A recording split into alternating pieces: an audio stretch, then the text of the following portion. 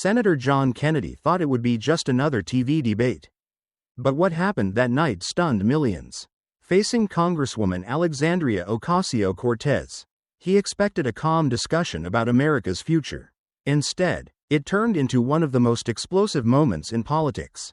When Kennedy delivered his now famous line, the room went silent, and the internet erupted. By the end, one voice redefined patriotism, and the other was left speechless. Tell us where you're watching from and subscribe so you never miss the moments they never expected you to see. It started with a single line that shook the internet: "If you don't like America, leave." Within hours, Senator John Kennedy's words were everywhere, on news tickers, talk shows, and social media feeds. The moment, captured during a heated exchange with Congresswoman Alexandria Ocasio-Cortez, instantly divided the nation. Some hailed it as a long overdue defense of American pride. Others called it tone-deaf and disrespectful. But few knew what led up to that explosive sentence or what happened after the camera stopped rolling. This was not a random soundbite birthed in the spur of the moment. It was the inevitable climax of months of growing, suffocating tension between Kennedy and AOC, two legislative titans who represented polar opposites of the American political spectrum. They were two voices who could not be more different in how they visualized the country they both claimed to love. Kennedy, possessing a sharp humor and a plain-spoken Southern drawl that disarmed opponents before dismantling them, often framed patriotism through the lens of gratitude, a reverence for the soil and the history that allowed a nation to flourish. Conversely, AOC, passionate, unfiltered, and commanding the digital age with effortless precision, spoke of patriotism as an act of accountability, a relentless demand to force the country to live up to the ideals scribed on its founding parchments. When the two finally faced each other live, the atmosphere was electric. Every viewer, from the Beltway insiders to the families watching in the Midwest, sensed that the tectonic plates of American discourse were about to shift. At the outset, the broadcast was billed as a routine congressional interview on national television. A moderated, perhaps even dry, discussion centered on economic inequality and the complexities of immigration reform. The producers had envisioned a clash of policies, a statistical tennis match regarding tax brackets and border enforcement. However, mere minutes into the broadcast, the tone shifted imperceptibly but undeniably. Kennedy leaned forward, his posture shifting from relaxed observer to active combatant, his eyes steady and unblinking, his voice, stripping away the polite veneer of senatorial courtesy, cut through the noise. He observed that while there was a surplus of rhetoric regarding the nation's ailments, there was a deafening silence regarding its virtues. It was a challenge, not a statement.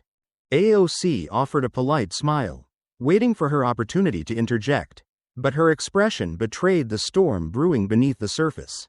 This was destined to be more than a debate about numbers, it was a battle for the moral high ground. She countered with a sharp respectfulness, suggesting that if loving one's country equated to remaining silent while its citizens suffered, then her definition of love fundamentally differed from his. The audience murmured, a low tide of unease rippling through the studio. The moderator, sensing the rails of the conversation beginning to bend, attempted to steer the dialogue back toward safe harbors. But Kennedy refused to relinquish the thread. He had been holding something back for a long time, a reservoir of frustration regarding the modern narrative of American decline. And now the dam had broken. The senator's tone hardened, calcifying into something resolute. He addressed the congresswoman slowly, measuring every syllable. He conceded that the country was not perfect, that flaws existed within the fabric of the Union. But then came the pivot, the moment that would be clipped and shared across the globe before the broadcast even concluded. He posited that if she could not find a single thing worth standing for, if her vision of the nation was entirely obscured by its faults, then perhaps she should find another place to call home. Gasps filled the studio, sucking the oxygen out of the room. The air went still, heavy with the weight of the ultimatum. The clip would soon travel around the world, stripped of context, replayed millions of times on small screens and large. But what happened in that silence, in the heavy, pressurized void between that sentence and AOC's first response, held the real story. Because what Kennedy said next didn't just defend his view of America, it exposed the deeper question both sides had been circling for years like prizefighters in a dark ring. is criticizing your country an act of betrayal? Or is it the highest act of love? And that is where this story truly begins. The cameras were still rolling. The red tally lights unblinking witnesses to history. The moderator was frozen, caught between the duty to intervene and the instinct to let the drama unfold. One sentence had ignited a national argument, but the most surprising moment was yet to come. The lights were bright, illuminating every bead of sweat, every micro-expression, but the room itself was calm, too calm for the magnitude of what was about to unfold. The debate stage was designed for civility, 2 comfortable chairs, 1 neutral moderator, and the American flag standing quietly, almost ironically. In the background, Senator John Kennedy sat with his familiar half-smile, hands folded, exuding the confidence of a man who had weathered decades of political storms. Across from him, Congresswoman Alexandria Ocasio-Cortez adjusted her notes, poised but visibly tense, her posture that of a coiled spring anticipating a fight disguised as a conversation. The topic was supposed to be economic fairness.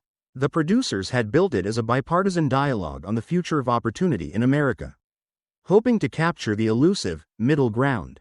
What it became was something far more personal, a raw reflection of 2 entirely different worldviews colliding live on air.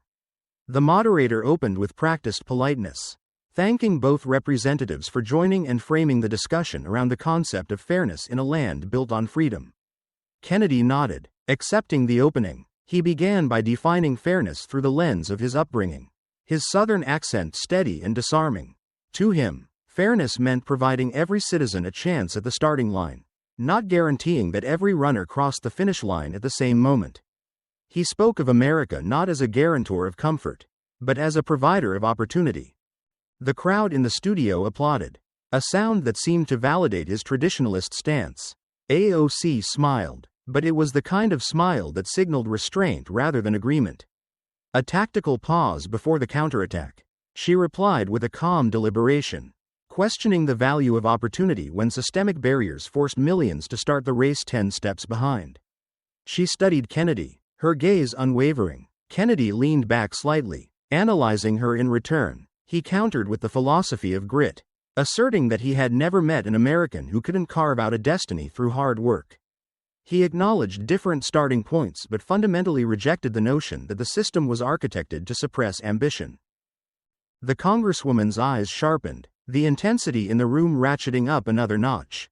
With a respectful but cutting tone, she suggested that such a perspective was easy to hold when the system functioned in one's favor. She painted a picture of the millions of Americans who felt abandoned by that philosophy, people working multiple jobs yet unable to secure housing. Citizens watching billionaires pay lower tax rates than public school teachers.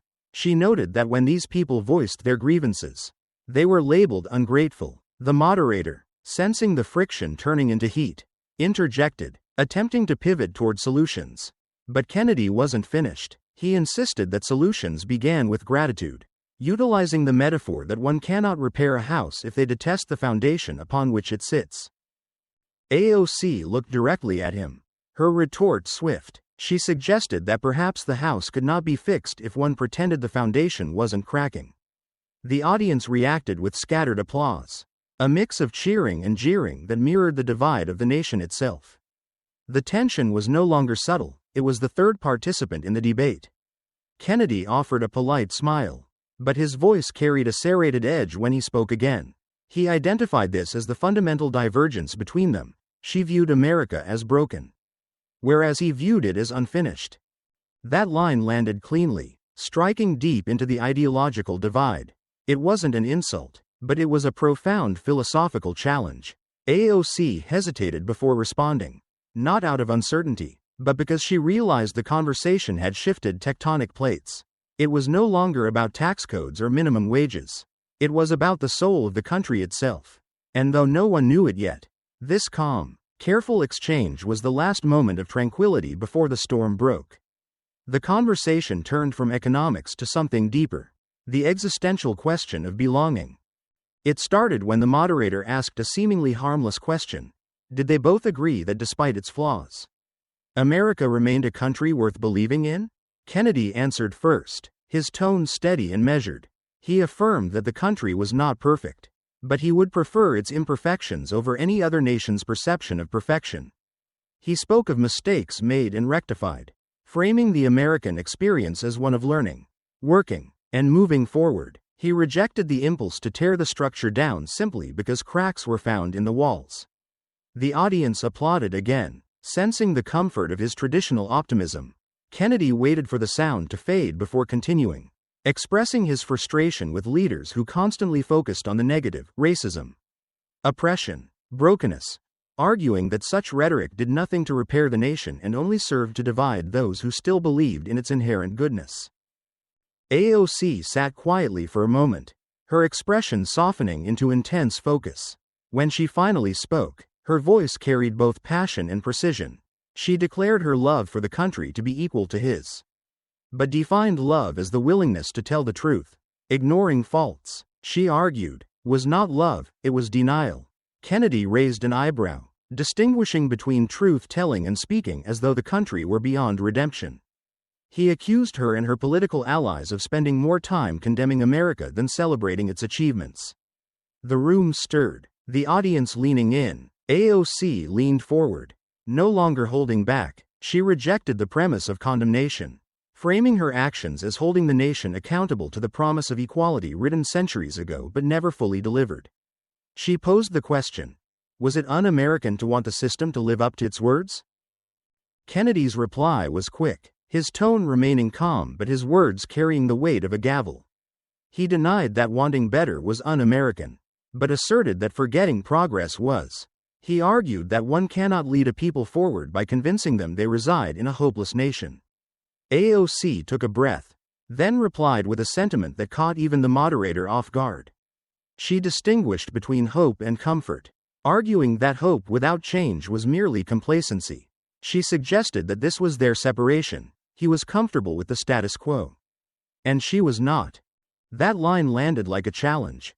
Kennedy's expression changed, not to anger, but to something more personal, a mix of disbelief and resolve.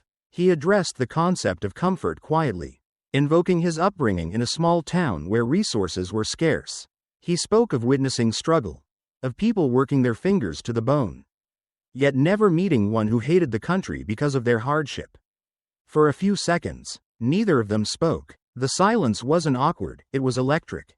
Everyone in the room, and the millions watching at home, sensed it. This wasn't just another argument about politics. It was about what America means to the people who struggle within it.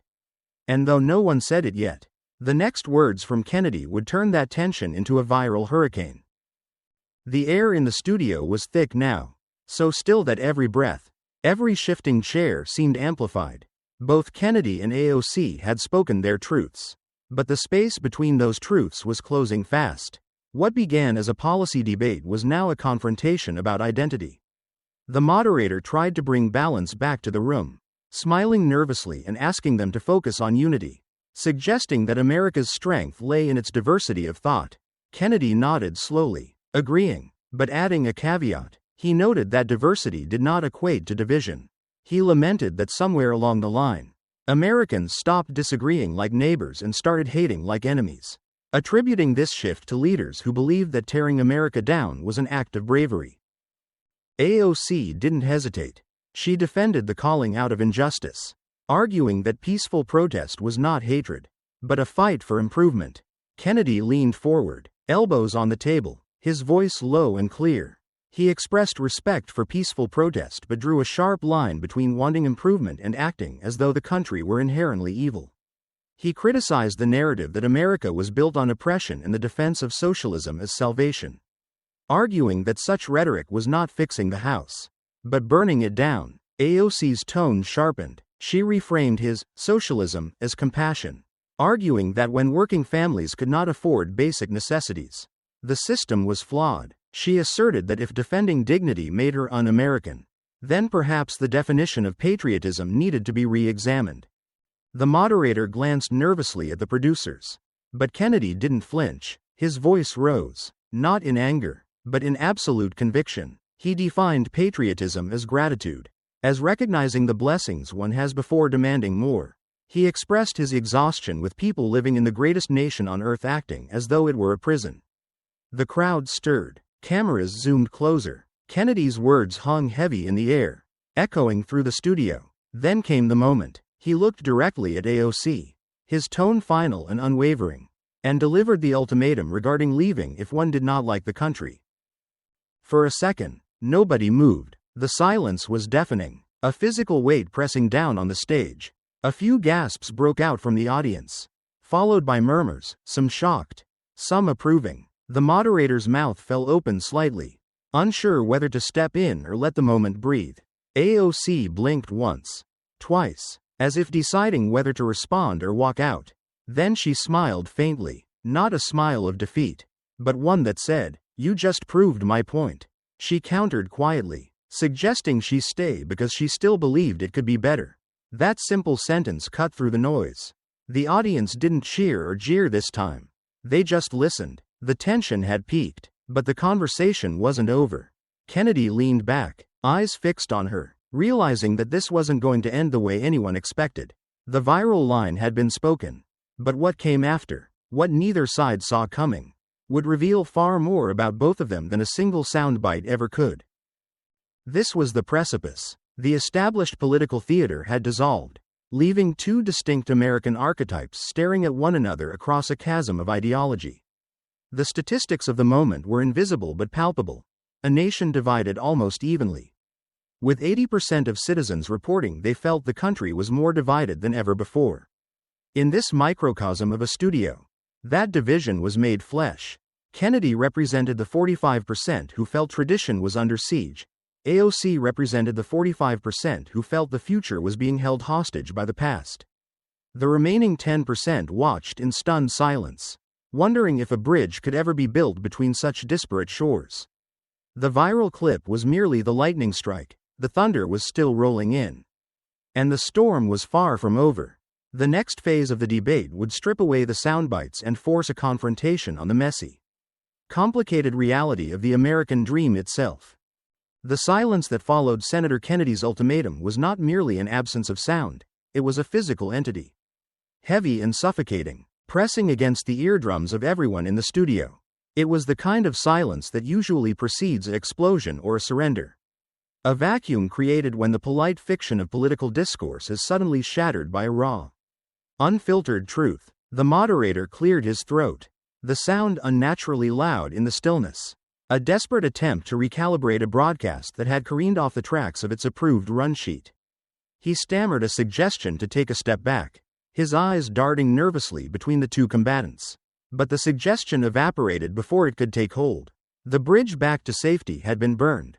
Both Kennedy and Ocasio-Cortez were already standing on the far side, too deep in the ideological trenches to retreat to the safety of talking points.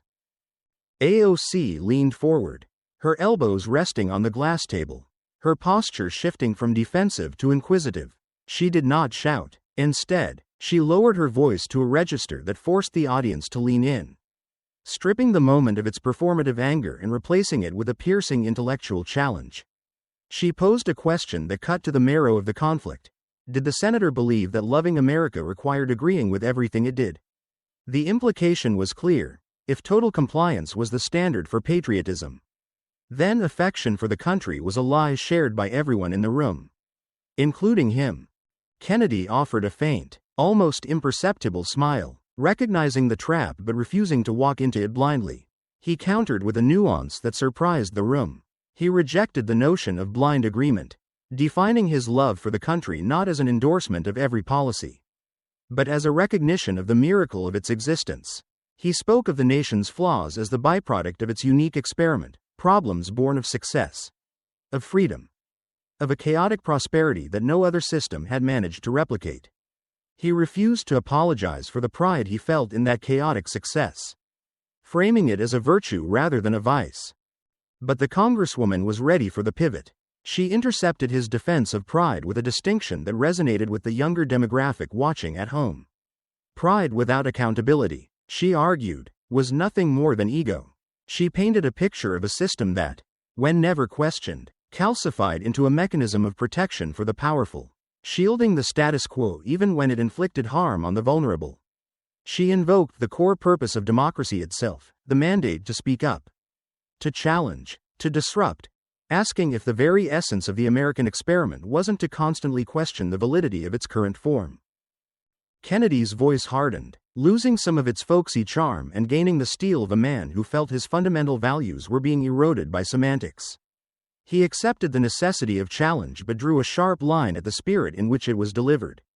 He argued for a critique born of respect, not resentment. His frustration was palpable as he described the weariness of hearing citizens constantly describe their home as corrupt and hateful, only to act shocked when their neighbors ceased to believe in the nation's potential. AOC shook her head, a gesture of profound disagreement. She rejected the idea that respect required silence. She reframed protest not as an act of destruction, but as an act of care, a desperate signal from a populace that still believed the promise of America mattered enough to fight for. She turned his argument about gratitude back upon him, questioning how he could demand thankfulness from those who had never been granted a fair shot at the promise he so revered. The senator paused, his eyes narrowing slightly as he processed the shift in the battlefield.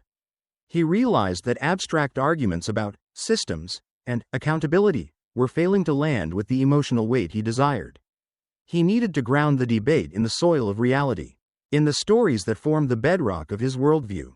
He spoke then of the people he had known, the invisible backbone of the nation. He described men and women who arrived on American shores with nothing but the clothes on their backs. Possessing no English, no money, and no family connections, he recounted their lives not as tragedies, but as triumphs of will.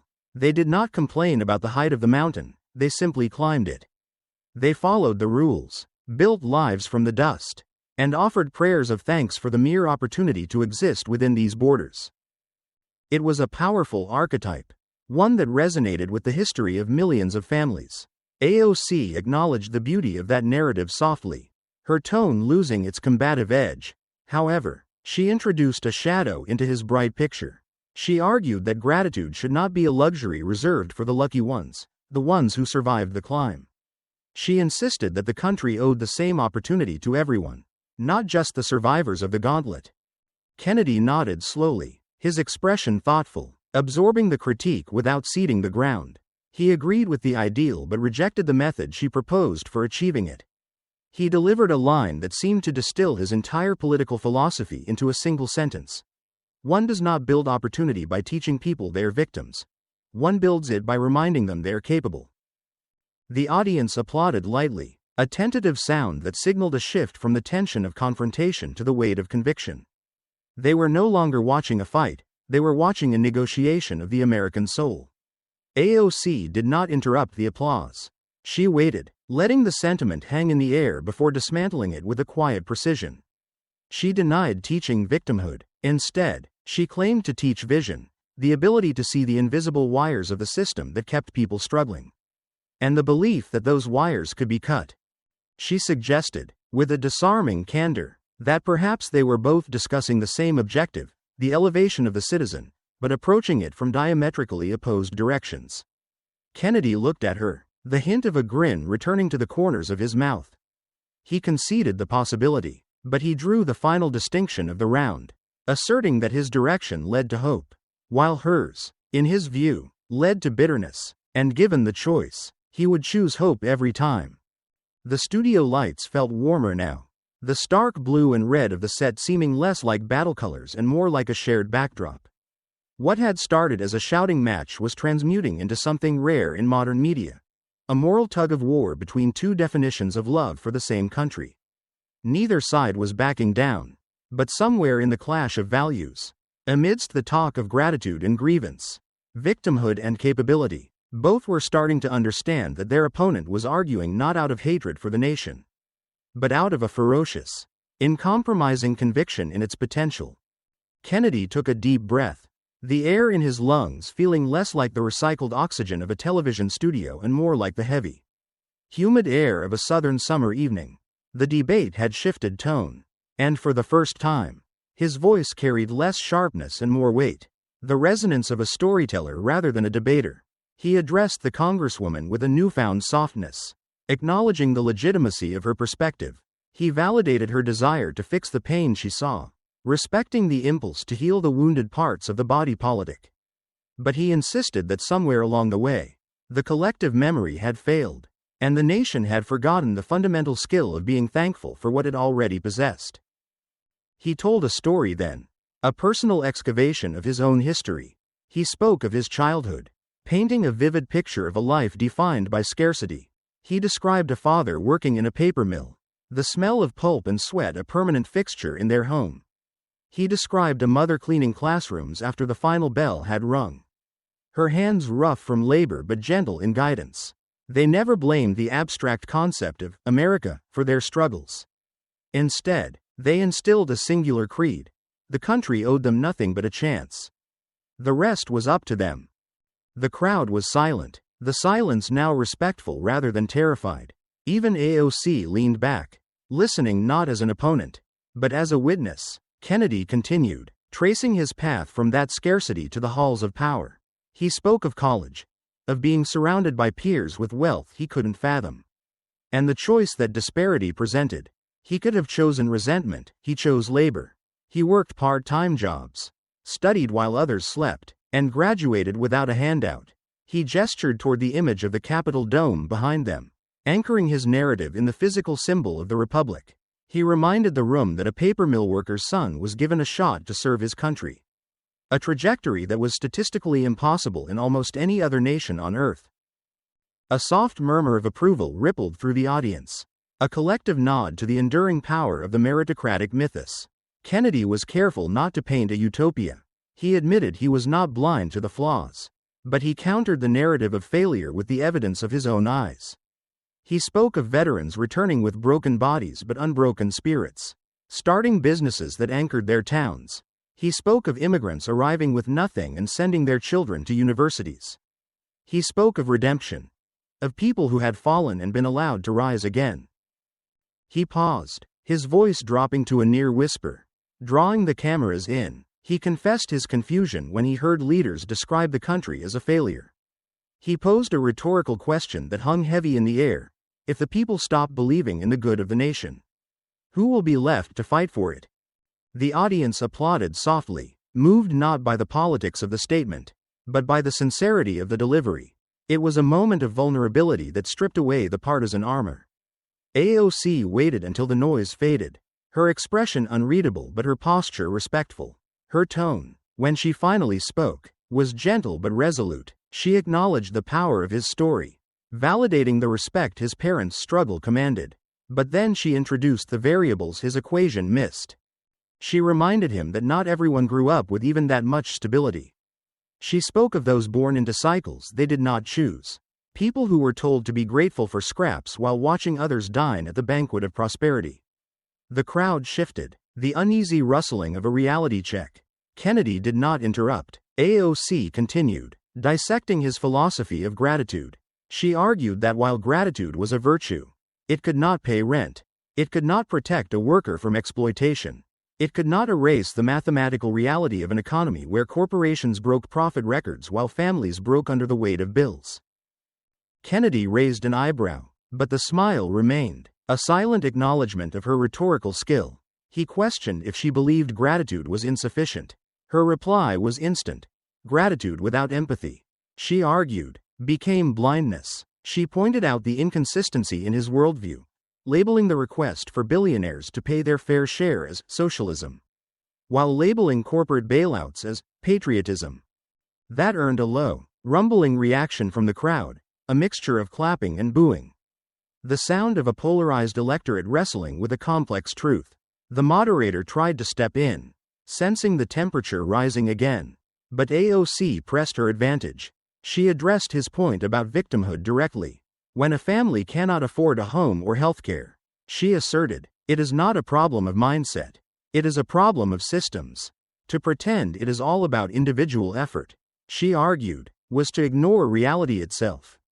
She invoked her own mother, a woman who cleaned houses for a living, working harder than most CEOs. She challenged Kennedy. Did he think her mother didn't try? Did he think she wasn't grateful? Kennedy nodded, his tone thoughtful, conceding the point of her mother's effort. He stated that he believed she did try, and that her survival proved his point. She made it work. AOC's eyes didn't waver. She drew a sharp distinction between survival and success. Making it work, she said, should not mean fighting every single day just to exist in the wealthiest country on earth. She contrasted his focus on pride with her focus on dignity. Right now, she concluded, too many people possessed one but were starved of the other. The audience erupted. It was a release of tension. A cacophony of agreement and dissent. The moderator called for quiet. But the energy in the room had fundamentally shifted. The debate was no longer about policy, it was about the definition of the American promise. Kennedy leaned forward, his tone measured but challenging. He acknowledged her talent for painting the problems of the nation in vivid colors. But then he demanded the other half of the canvas. He asked for her solution. Her response was the precipice of the next chapter. The room held its breath, waiting to see if the bridge they had begun to build would hold, or if the weight of their differences would finally collapse it into the river below. The question hung in the air, suspended between the two podiums like a pendulum waiting to drop. Senator Kennedy had issued the challenge, "What is your solution?" with the confidence of a prosecutor who knows the witness has nowhere to run. He expected the standard laundry list of progressive taxation and bureaucratic expansion. The kind of answer that plays well in a sociology seminar but withers under the harsh lights of a national broadcast. He leaned back, the faint smile of the veteran politician playing on his lips, ready to dismiss her response as the idealism of the inexperienced. But Alexandria Ocasio-Cortez did not recite a white paper. She did not retreat into the safety of jargon. Instead, she leaned into the microphone, her eyes locking with his, and dismantled the premise of his question. She rejected the caricature he had painted, the image of a government turning into a charity ward. Her voice, stripped of the earlier tension, carried a clarity that silenced the murmurs in the gallery. She declared that her solution was not to bankrupt the wealthy, but to remind the nation that compassion was not weakness, that justice was not a handout, and that fairness was not socialism, it was, in its purest form, patriotism. For a fleeting second, Kennedy did not respond. The retort he had prepared died in his throat because she had stepped around the trap rather than into it. He looked at her, really looked at her, and the faintest trace of grudging respect crossed his face. He acknowledged her fire, admitting she possessed a talent for advocacy. But then came the warning. The voice of the elder statesman cautioning the revolutionary. He warned that passion without perspective was a dangerous fuel, one that could burn down the very institutions she sought to save. AOC's response was immediate and razor-sharp. She countered that comfort without courage was equally dangerous, a sedative that would allow those institutions to rot from within. The exchange hung in the air, vibrating with kinetic energy. It was no longer a clash of noise or talking points, it was a collision of fundamental principles. Both had landed blows, both had drawn blood, but the debate was far from over. The next phase would strip away the philosophical abstractions and drag the conversation into the raw, painful reality of lived experience. The moderator, sensing the shift, steered the conversation toward the third rail of American politics, the role of the state in the life of the individual. He asked where the line should be drawn between a safety net and a hammock, a metaphor that Kennedy seized upon with relish. The senator launched into a defense of the free market, describing it as the greatest engine of prosperity in human history. He spoke of the dignity of risk, the necessity of failure, and the belief that a government big enough to give you everything you want is also big enough to take everything you have. He painted a picture of a society where success was uncapped, but where the floor was hard, a necessary hardness. He argued, to encourage the climb. AOC waited, her expression darkening. When she spoke, she didn't attack the market, she attacked the morality of its current application. She brought the room back to the concept of dignity. She argued that a system that forced a diabetic to ration insulin to pay rent was not an engine of prosperity, it was a machine of cruelty. She rejected the label of socialism as a scare tactic, a relic of the Cold War used to silence anyone who dared to suggest that the wealthiest nation in history should not have citizens dying of preventable poverty. Kennedy's voice hardened. He leaned forward, his southern drawl sharpening into a weapon. He accused her of romanticizing a system that had failed everywhere it had been tried. He spoke of history, of the gray stagnation of state-controlled economies, framing her compassion as a Trojan horse for control. He asked the audience to look at the track record of government intervention, the inefficiency, The waste. The unintended consequences. He argued that the road to hell was paved with the kind of good intentions she was selling. The audience was divided, the studio filled with the low rumble of disagreement. It was the classic American argument, freedom versus security, the individual versus the collective. But then, AOC changed the battlefield. She stopped talking about systems and started talking about a man. The cameras captured her looking down for a moment, her defenses lowering, exposing something raw and unprotected. When she looked up, her eyes were glossy, not with the tears of a politician seeking sympathy, but with the unresolved grief of a daughter. She told the senator he was right about one thing. She did get emotional when she spoke about the country. But she clarified that her emotion did not stem from hatred. It stemmed from the heartbreak of loving a country that did not love you back. She began to tell the story of her father. The room fell into a hush so profound that the hum of the studio lights seemed deafening. She spoke of a man who was a quintessential American striver, a Bronx architect. A father, a believer in the dream. She described him coming home covered in the dust of construction sites, telling his daughter that this country gave you a shot if you fought for it. It was a mirror image of Kennedy's own story, a parallel narrative of grit and determination. But then came the divergence. She described what happened when he got sick. She detailed the terrifying speed with which a lifetime of stability unraveled. The diagnosis was cancer, but the true killer, she implied, was the bureaucracy of a healthcare system that viewed him as a liability rather than a life. She spoke of the stacks of medical bills that replaced the family photos on the dining table.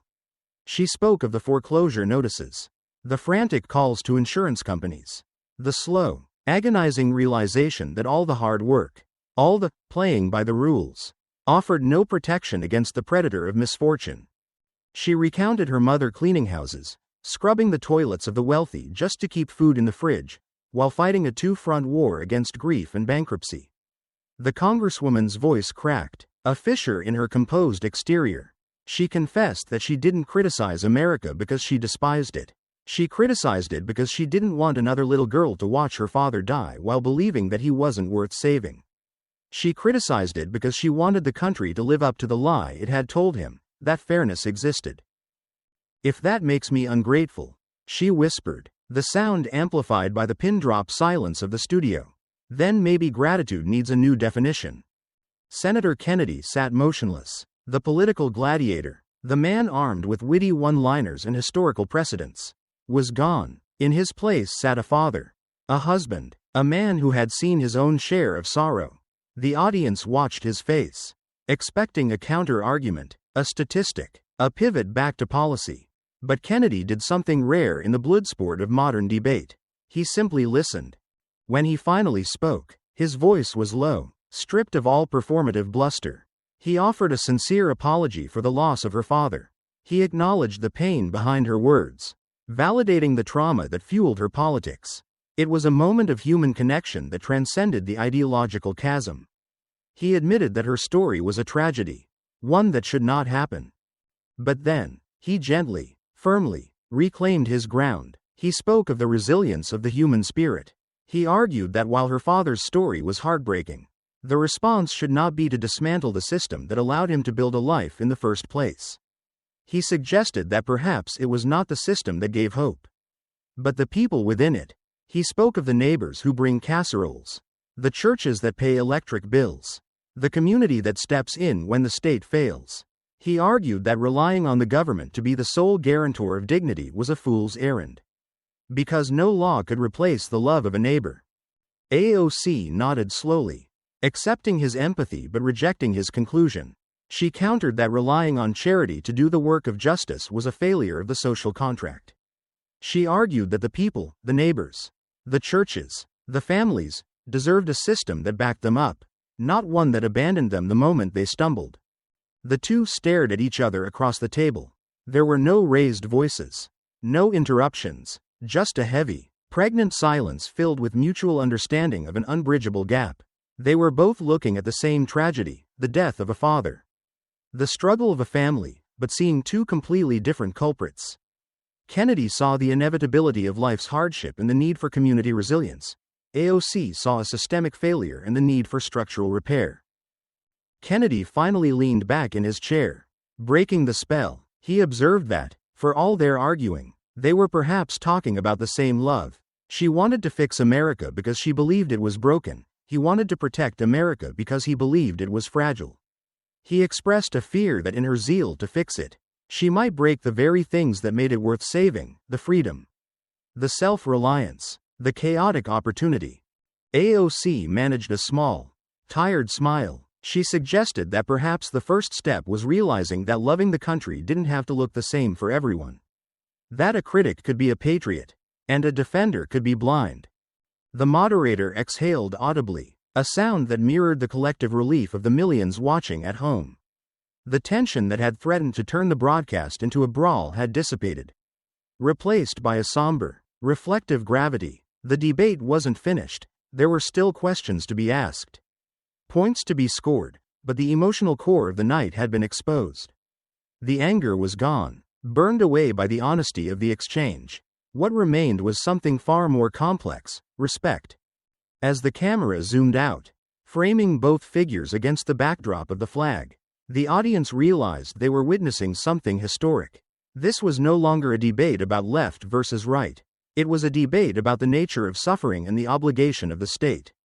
And as the segment moved toward its conclusion, both Kennedy and AOC seemed to understand that the next few words would define not just the night, but how history remembered this collision of generations.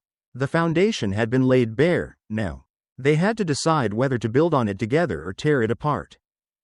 The emotional resonance of the previous segment hung over the studio like smoke after a battle. The audience, previously polarized into cheering factions, had fallen into a contemplative silence, united briefly by the universal language of loss. However, the nature of political debate abhors a vacuum, and the moderator, conscious of the ticking clock and the producer's voice in his earpiece, sought to steer the vessel back into choppier waters. The personal tragedy of a single family was powerful, but the broadcast required a broader scope. It needed to address the cultural contagion that many believed was infecting the national psyche. The moderator cleared his throat, the sound signaling a shift from empathy back to inquiry. He looked from the senator to the congresswoman, measuring the distance between them. He acknowledged the depth of their care for the country, which had been laid bare in the previous exchange. But then he introduced the friction point. He asked where the line was drawn between healthy criticism, the kind that improves a nation, and harmful cynicism, the kind that corrodes it from the inside out. Senator Kennedy leaned into the microphone, his posture shifting from the compassionate listener back to the guardian of tradition. He didn't hesitate. For him, the line was bright and unmistakable. He defined the transgression not as the act of pointing out flaws, but as the act of inducing despair. He argued that the line is crossed when a leader's words cause the citizens to doubt their own country's moral standing more than they doubt the morality of its enemies. He spoke of the psychological toll of constant negativity, painting a picture of a populace divided between those willing to die for the flag and those who could barely stand to look at it without sneering. To Kennedy, this wasn't just a difference of opinion, it was a moral loss, a forfeiture of the spiritual glue that held the republic together. AOC's expression cooled. The vulnerability she had shown when speaking of her father hardened back into the armor of the debater.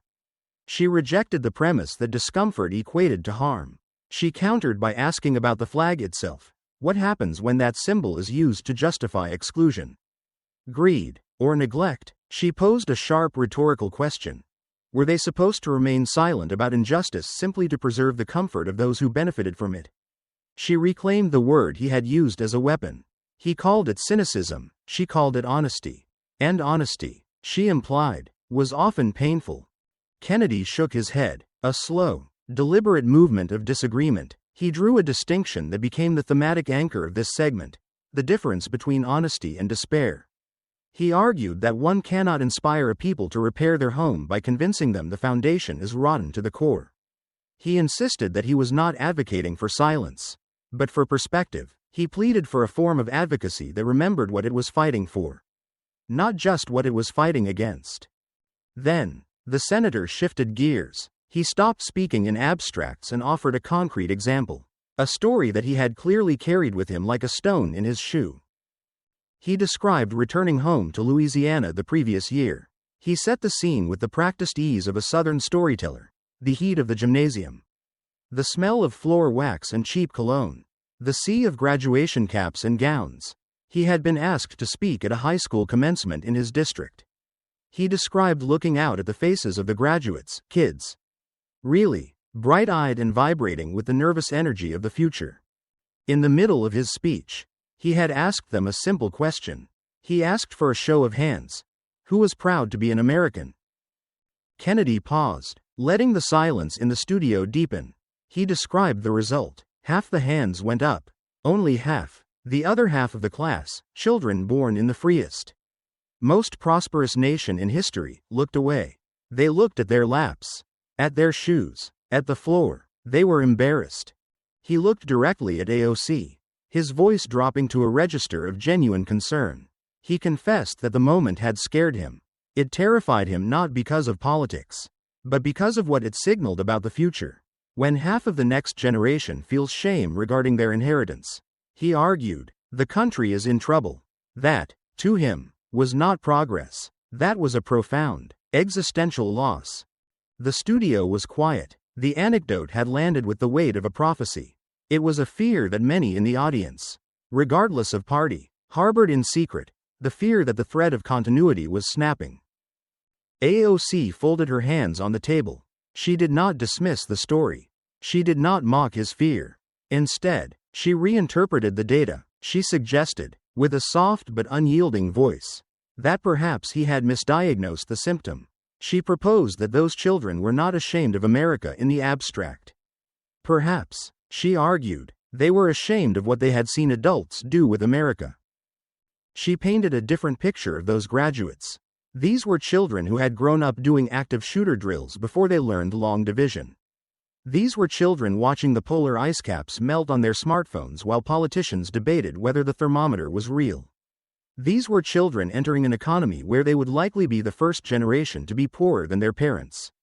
She suggested that their hesitation to raise their hands was not a lack of patriotism, but a lack of trust.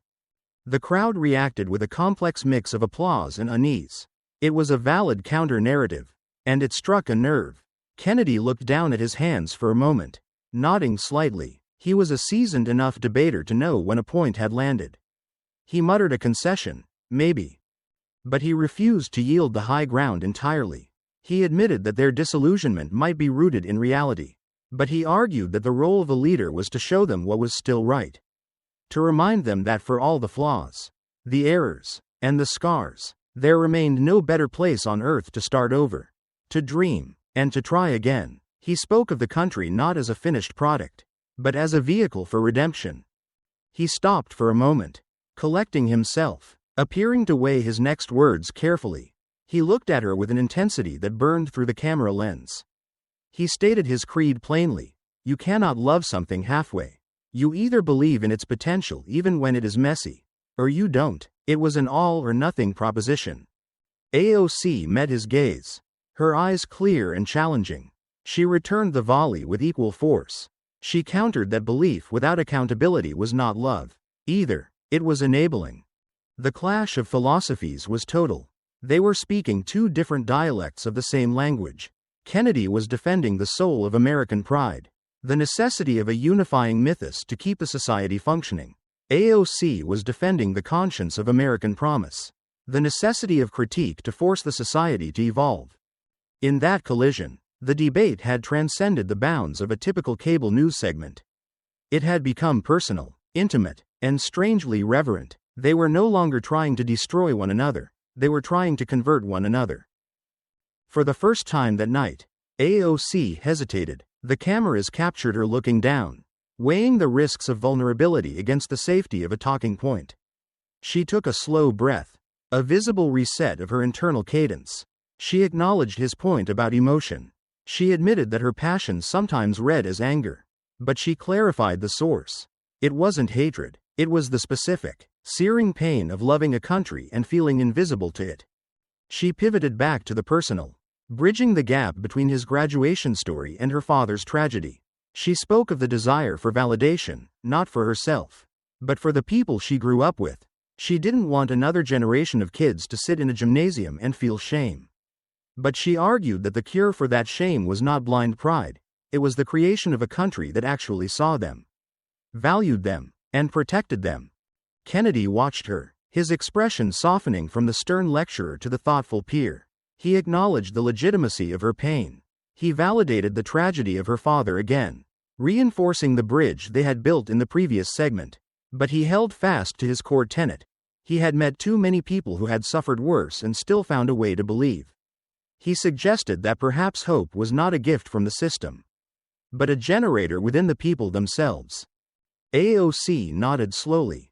Maybe, she agreed, but she insisted that the people deserved a system that believed in them back. The two stared at each other for a beat longer than television usually allows. No raised voices, no interruptions, just a silence filled with the heavy, complicated machinery of understanding. The audience, sensing the rarity of the moment, stayed perfectly quiet. Kennedy finally leaned back in his chair, breaking the tension with a shift in posture. He offered an observation that felt like a peace offering. He noted that for all their arguing, for all the sparks and the sound bites, they were likely talking about the same love. She wanted to fix the machine because she heard the grinding gears. He wanted to protect the machine because he knew how hard it was to build in the first place. He didn't want to lose faith in the project while they argued over the blueprints. AOC managed a small smile, the first genuine one of the hour. She suggested that maybe the first step toward that reconciliation was realizing that patriotism didn't have to wear a single uniform. That loving the country could look like a salute, but it could also look like a protest sign. The moderator exhaled, a sound of audible relief that was picked up by his microphone. The segment was concluding, but the atmosphere in the room had undergone a metamorphosis. The anger had evaporated, boiled away by the heat of the exchange. What remained was a quiet, grudging respect. As the camera zoomed out to a wide shot, capturing the two figures separated by a table but connected by the intensity of the moment, the viewers knew they were watching the prelude to a resolution that no one had predicted. The viral clip of "Leave if you don't like it" would be the headline. But this quiet struggle over the hearts of high school students and the legacy of fathers was the story. The moderator glanced at the digital clock glowing red on the periphery of the set. A silent tyrant signaling that the allotted time for history was nearly exhausted. What had begun as a confrontation engineered for ratings, a gladiator match between the old guard and the new left, had evolved into something far more fragile and significant. The studio, usually a cauldron of manufactured urgency, had settled into a rare, breathable atmosphere. The audience, having ridden the roller coaster from anger to empathy, sat in a state of suspended animation, sensing that the crescendo was approaching not with a bang, but with a whisper of revelation. Senator Kennedy straightened the stack of papers before him, a reflex of order in a chaotic hour. He did not look down at the talking points prepared by his staff, the zingers, the statistics, the carefully road-tested pivots. Those belonged to the debate he thought he was having an hour ago. They were useless in the debate he was actually having now. He looked directly into the camera lens, his expression stripping away the last vestiges of the folksy caricature he often wore like armor. He began to speak, his voice firm but imbued with a newfound calm. He confessed to the millions watching that he had entered the arena that evening anticipating a brawl. He had expected to trade sound bites, to generate the viral clips that feed the 24-hour news cycle, and to call it a day. But somewhere in the crucible of the argument, amidst the friction of their worldviews, they had struck something real. He turned his body slightly, orienting himself not toward the audience or the moderator, but directly toward Congresswoman Ocasio-Cortez. He observed that the country was not constructed of people who agreed on everything. It was, he argued, constructed of people who cared enough to disagree without walking away. He referenced the moment that had already set the internet ablaze, his earlier ultimatum. "I said earlier, if you don't like America, leave," Kennedy acknowledged, the words hanging in the air like smoke. He paused, allowing the weight of the sentence to settle, acknowledging the harshness of it. Then, he offered the amendment that would define the night. He suggested that perhaps what he should have said was, "If you don't like America, stay and help make it better." A low murmur spread through the crowd, a sound of collective exhalation. It was a walk back that didn't feel like a defeat, it felt like an evolution. AOC smiled faintly, a genuine expression of surprise softening her features. The antagonism that had defined their relationship for years seemed to dissolve in the solvent of that single sentence. Kennedy continued, his tone shifting to a lighter, almost hopeful register. He posited that they argued not out of mutual disdain, but out of a shared, ferocious love for the place they called home. They argued because they wanted the nation to be worthy of the sacrifices of those who came before and the dreams of those who would come after. He declared that if the price of progress was a few more nights of difficult, raw, honest debate like this one, then he would pay it gladly. He would, he stated with absolute conviction, take argument over apathy any day of the week. The audience began to applaud, softly at first, a tentative patter of hands that grew in volume as the sentiment took hold. It wasn't the raucous cheering of a partisan rally, it was the applause of a people starving for civility. AOC waited for the sound to fade. Her posture relaxed for the first time in 60 minutes. She leaned toward her microphone, her voice carrying a note of playful recognition.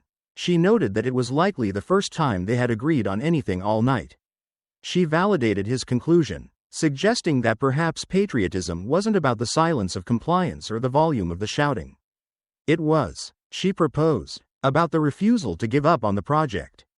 Kennedy nodded, a sharp, decisive movement. On that point, he agreed, they stood on the same ground. The moderator, whose face had been a mask of tension for the better part of an hour, finally allowed himself a smile of relief. He joked that if only every debate ended with such a convergence, his job would be considerably easier. But Kennedy wasn't quite finished. The senator leaned in one last time, his eyes narrowing with the intensity of a man delivering a final sermon. He wanted to leave one thought on the table before the cameras cut. He acknowledged the cacophony of voices in the modern American square, the loud ones, the angry ones, the proud ones, but he issued a warning. If the nation lost the ability to speak as they had tonight, without screaming, without canceling, without hate, then it would lose the essential quality that made it American. That, he warned, was a bankruptcy they could not afford. The audience rose to their feet. It wasn't a command, it was an instinct. They stood not for a winner, but for the feeling of the moment. AOC joined them in spirit, nodding respectfully at the senator. As the cameras began to pull back, widening the shot to encompass the stage, the flags, and the applauding crowd, the two adversaries stood up. They moved toward each other. There was a moment of hesitation, a split second where the old scripts of partisanship tried to assert themselves, but it passed. Kennedy extended his hand. AOC took it. They shook hands firmly. It wasn't the limp, performative handshake of two politicians posing for a photo op. It was the grip of two professionals who had tested each other's strength and found it sufficient. It wasn't friendship. They would return to the Capitol tomorrow to fight over budgets and bills with the same ferocity as before, but it was something just as rare and perhaps more necessary: understanding. For the viewers watching across the nation, from the living rooms of the Bronx to the porches of Louisiana, that handshake spoke louder than the line that had started the firestorm. It was a visual thesis statement for the entire hour. Because behind the viral moment, behind the outrage and the headlines, something unexpected had emerged from the wreckage of the debate. A reminder that patriotism isn't a competition to see who can shout the loudest. It is a conversation. The broadcast ended on Kennedy's final words, a sentiment that would be replayed on loops and printed in editorials for weeks to come. Loving America means staying when it's hard, believing when it's messy, and fighting for it even when we disagree. As the screen faded to black, the credits rolling over the image of the two representatives speaking quietly to one another on the now dimmed stage, the nation took a breath. For a brief, shimmering moment, the lines between the aisles blurred, and the people found themselves in quiet agreement. The revolution hadn't been televised, but a reconciliation had, and in the end, the lesson was simple. The camera stops rolling eventually, but the work of being a neighbor never ends. The studio lights did not fade gradually, they cut out with the jarring finality of an industrial circuit breaker, plunging the room into a sudden, cavernous gloom. The transition from the hyper-reality of the broadcast to the mundane reality of a warehouse in Washington, D.C. was instant and disorienting. The moderator unclipped his microphone, exhaling a breath he seemed to have been holding for an hour. His shoulders dropping as the tension of the live feed evaporated. The audience, usually quick to scramble for the exits to beat traffic, remained seated for a moment longer, lingering in the afterglow of the event, murmuring in low, hushed tones as if they were leaving a church rather than a television set. On the stage, the two protagonists stood in the half-light, the handshake broken but the connection remaining. The adrenaline that had fueled their confrontation was beginning to recede, replaced by the heavy, dull exhaustion of public performance. Senator Kennedy adjusted his suit jacket, the familiar armor of the statesman returning to place. He looked at the young congresswoman, who was gathering her notes with hands that trembled slightly, not from fear, but from the sheer intensity of the emotional excavation she had just performed. "You fight hard, Congresswoman," Kennedy said, his voice lacking the theatrical boom of the debate, sounding now just like an old man from Louisiana offering a compliment on a porch. "Harder than most in this town." AOC looked up, her eyes tired but clear. "You didn't make it easy, Senator. I didn't expect you to listen. Most people don't. Listening is the only thing that's free in Washington." He chuckled dryly, "But it's the thing nobody wants to pay for." They parted ways then, retreating to their respective corners of the political universe. Kennedy walked slowly toward the back exit, flanked by a silent aide who was already frantically scrolling through Twitter. Gauging the fallout, Ocasio-Cortez moved toward the green room, her phone already buzzing in her pocket with the frantic energy of 1,000 notifications. They did not exchange numbers. They did not promise to meet for coffee. They were not friends. But as they walked away, both knew that the architecture of their animosity had been fundamentally altered. The cartoon villain they had each constructed of the other had been replaced by something far more inconvenient: a human being. Outside, in the digital ecosystem that now governs American reality, the reaction was immediate and violent. The initial clips, the soundbite of Kennedy telling her to leave, and her retort about staying to fix it, hit the internet like a tsunami. The algorithms, designed to feed conflict, prioritized the anger. Twitter threads exploded with accusations of xenophobia and disrespect. Facebook comments filled with flags and eagles and demands for gratitude. For the first hour, it seemed as though the debate had only deepened the wound it sought to examine. But then, something strange happened. The final segment began to circulate.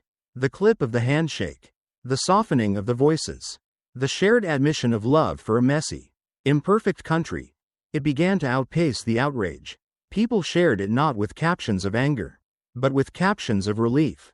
Finally, one comment read, liked by thousands, "They actually talked." By the next morning, the narrative had shifted. The pundits who had prepared their monologues about polarization and civil war found their scripts obsolete. They were forced to discuss something far less sensational but far more profound: reconciliation.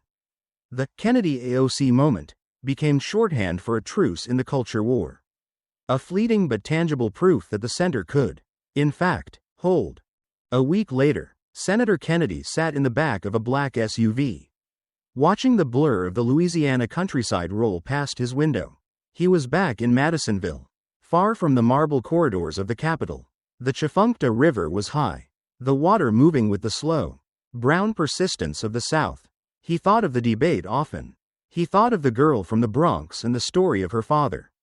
He didn't agree with her politics any more today than he had a week ago. He still believed her policies would bankrupt the nation he loved, but he could no longer dismiss her passion as performance. He understood now that her fury was a form of grief, and her policy was a form of prayer. He rolled down the window, letting the humid air fill the car. "You know," he said to his driver, a man he had known for 20 years, "we spend so much time building walls to keep the water out. We forget the river feeds us, too." The driver glanced in the rearview mirror. "Sir?" "Nothing," Kennedy murmured, closing his eyes, just thinking about the foundation. 1,000 miles away, in a cramped apartment in Queens, Alexandria Ocasio-Cortez sat at her kitchen table. The city was loud outside. A symphony of sirens and shouting and life. She was reading a letter from a constituent, a young veteran who had felt abandoned by the system. Angry and ready to give up, he had watched the debate. He wrote that seeing her shake the hand of a man who represented everything he hated had made him angry at first. But then it made him think. If you can stay in the room with him. The letter read, maybe I can stay in the country. She put the letter down, her hand resting on the paper. She thought of Kennedy's story about the paper mill. She still believed his worldview was nostalgic, a romanticization of a brutal history. But she could no longer deny the sincerity of his gratitude. She understood now that his defense of the past was not an attack on the future, but a desperate attempt to preserve the things that had allowed him to survive. She looked out the window at the skyline of New York, the lights struggling against the darkness. We stay, she whispered to herself, repeating the line that had defined the night. We stay and we make it better. The camera always stops rolling eventually. The lights go down, the pundits go home, and the silence returns. That is where the real work of a republic happens, not in the viral moments or the screaming matches, but in the quiet, unglamorous space between the arguments. The debate between the senator and the congresswoman did not solve the national debt. It did not fix the healthcare system. It did not heal the racial divide. But it did something perhaps more important. It reminded a weary nation that the person on the other side of the aisle is not the enemy. They are the neighbor who sees the same house from a different window. The story of America is not a story of agreement. It is a story of fierce, loud, messy disagreement, bound together by a single, fragile thread of belief that this experiment is worth saving. Kennedy and AOC proved that the thread is frayed. Yes, but it is not broken. The choice of which story our future will tell, the story of the shouting or the story of the handshake, is not up to the politicians in Washington. It is not up to the algorithms on your phone. It is up to us. If you believe that accountability matters, that truth has no party, and that the powerful must answer to the people they serve, then make your voice heard. Don't just watch the debate, live the lesson. Listen to someone you disagree with today. Find the gratitude in the struggle. And remember, the only way we lose this country is if we stop talking to each other. Smash that like button if you believe in a better conversation. Subscribe to this channel for more stories that go beyond the headlines. And share this video with anyone who still believes in the promise of a government of, by, and for the people. The conversation has begun. Be a part of it.